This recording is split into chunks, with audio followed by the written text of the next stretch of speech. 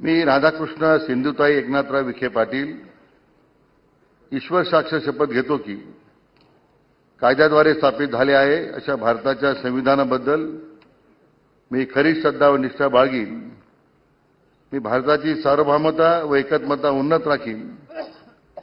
मी महाराष्ट्र राज्याचा मंत्री म्हणून माझी कामे निष्ठापूर्वक सचक विवेकबुद्धीने पार पाडीन आणि संविधान व कायद्यानुसार सर्व तऱ्हेच्या लोकांना निर्भयपणे व निपक्षपातीपणे तसेच कोणत्याही विषयी ममत्वभाव किंवा आकस न बाळगता न्याय वागणूक देईन।